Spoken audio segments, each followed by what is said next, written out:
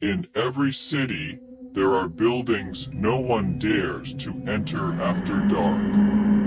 In my city, that place was an old office tower on the corner of 7th Street. It was supposed to be demolished 10 years ago, but for some reason it never was. And even though the building stood abandoned, the elevator still worked. I heard the story from a night guard.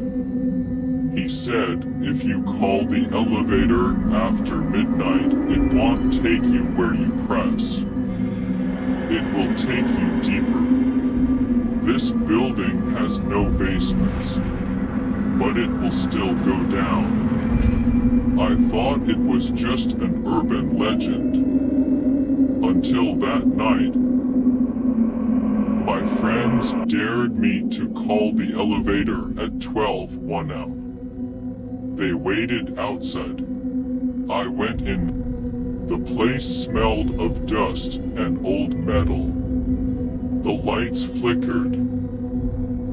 I pressed the button. The elevator groaned and opened.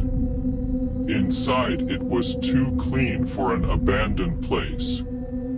I stepped in. I pressed honest floor. The doors closed. But instead of going up, the elevator shook and began to descend. There were no numbers on the panel. Just a red arrow pointing down.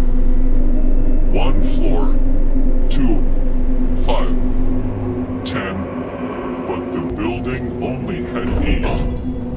At 13, the elevator stopped. The doors slid open. Before me stretched a long, dark corridor. The walls concrete, damp, covered in scratches. I heard footsteps, not mine.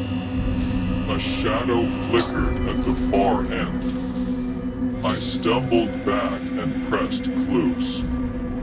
The doors were too slow. And before they shut, I heard a whisper, you were already here. The elevator moved again. This time, numbers appeared on the panel. But they weren't floors. They were times 3, 7, 3, 8, 3, 9. The mirror on the back wall grew foggy. My reflection wasn't moving with me anymore. It was smiling. Finally, the elevator stopped. The doors opened. It was a room filled with old televisions. On every screen, endless hallways, none from this building. And on one screen, I saw myself.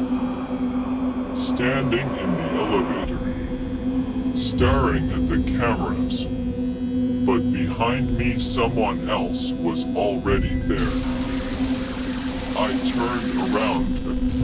The elevator was empty, but on the screen, the figure still stood behind me.